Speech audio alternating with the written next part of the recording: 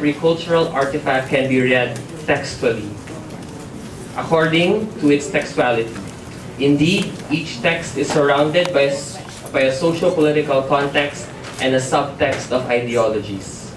As an online journal, Critica Cultura gathers scholars and researchers who seek to engage the text, interrogate the context, and reveal the subtext textually. This afternoon, KK continues this academic tradition through its lecture series. The text in question is Paper Dolls, and our keynote speaker is Professor Allan Isaac. A background: Allan Isaac, Associate Professor of English at Wesleyan University and Associate Professor of American Studies and English at Rutgers University, specializes in American and Asian and Ethnic American and Asian American literary and cultural studies. His books, American Tropics, Articulating Filipino America, published as part of the Critical Asian Studies series, is the recipient of the Association for Asian American Studies Cultural Studies Book Award. In 2003 and 2004, he was a senior Fulbright scholar at De La Salle University in Taft, Manila. Welcome to the Ateneo, Professor Isaac.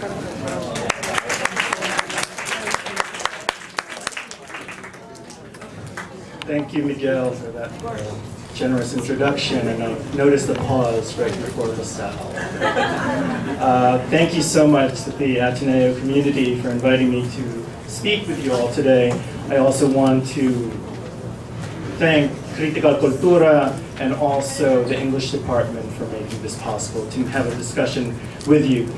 The project, I should just tell you right off the bat, is on the surface about Filipino transgender caregivers in Israel.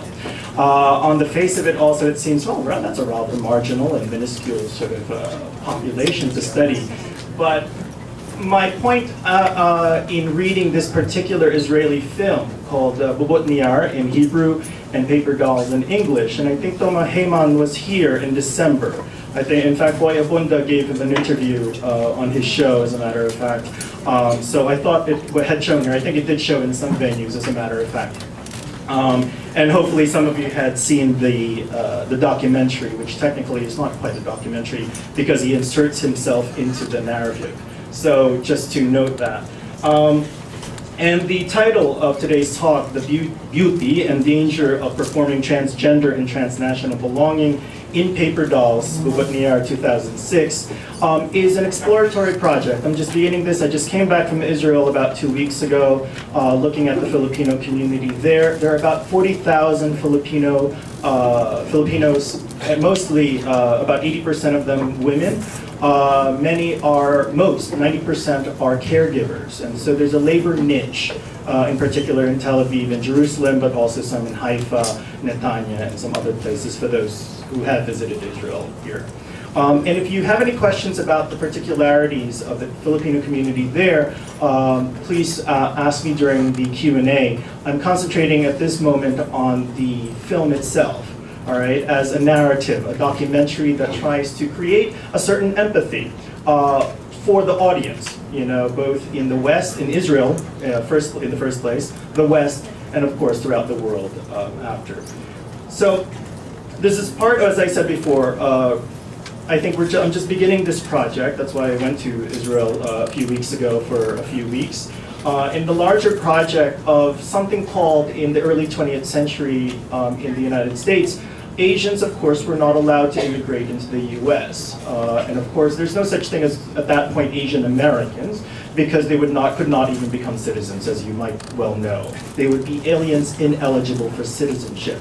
Now, also, you might also know that Israel has a right of return for anyone who is Jewish in the diaspora, and then can claim citizenship. Not many Filipinos, in fact, probably you can count them on your hand, are Jewish. It would be Christian, Muslim, or animist, as far as this population is concerned. So there would be no way that any of these caregivers or their children could become citizens of Israel, all right? Except for some exceptions, and you can ask me about that later. But at the same time, it wants to be a secular democratic state in the Middle East, right?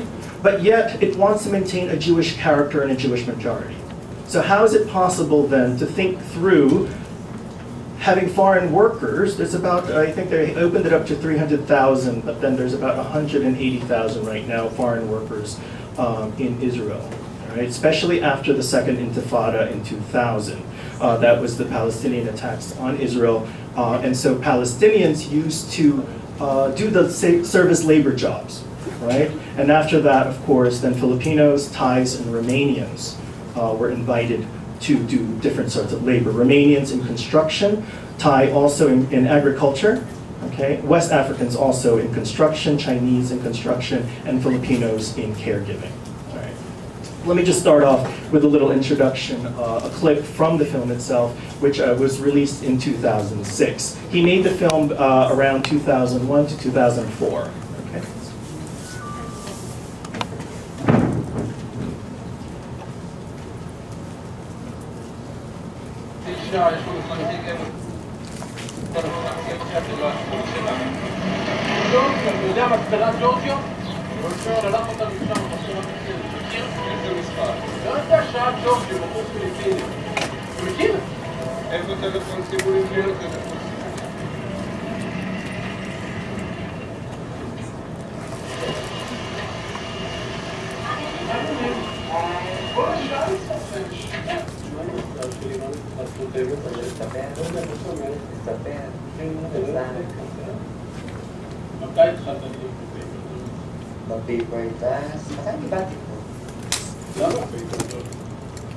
It started around 95, 96.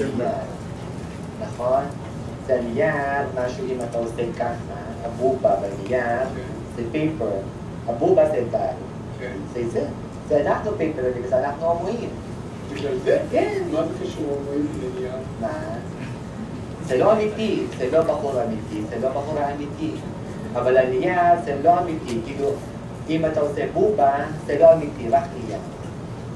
אתה גדלת בתור בן או בתור בת? בתור ילד. אני בת. Fantastic.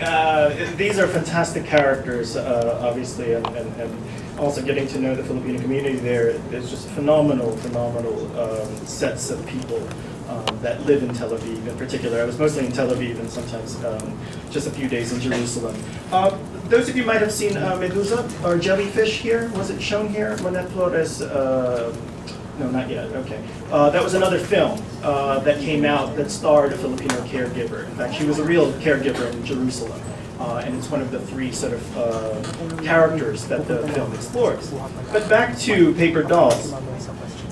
What has being gay to do with paper? Yeah. Georgia cuts away and shapes Tomer, the documentarian's hair, as he explains not only the reason behind the name of the Filipino lip-sync drag act, but also highlights the multiple mediations of gender and sexuality, and as I will discuss later, national belonging. The elephant in the room from the trailers and publicity is, of course, what were these Filipino transgender caregivers doing in the Orthodox suburbs of Tel Aviv? The film makes much of this curious juxtaposition for the audience in the opening scenes, from Orthodox residents casting stares at long-haired Filipino males pushing elderly men in wheelchairs, to one of the paper dolls in a room full of bearded men listening to his headset while his charge takes part in shul, or a school, or class, usually studying Torah. Soon, however, Heyman drops this rubbernecking impulse to explore labor, sexuality, family, both in Israel and in the Philippines, and Israeli attitudes and state policies towards labor migrants. Paper Dolls was originally a 3-hour, 6-episode miniseries on Israeli television, edited down to 85 minutes that we have here for the Berlin Film Festival in 2006. Tomer Heyman, director and participant, met his subject friends around 2000. Heyman first encountered his subjects around the central bus station, which is a rather seedy area of Tel Aviv, obviously, the central bus station. A lot of it, who's been to Israel, by the way? Has anyone been to Israel? Cool, okay, so a few. For those who've been in Rome, would be Termini, and then for New Yorkers, for those who've been in New York, would be Port Authority, would be Baclaran or something like that. And, wherever the buses are, we're gathering areas, and it's not the best of neighborhoods, of course. A lot of the Filipino clubs, karaoke,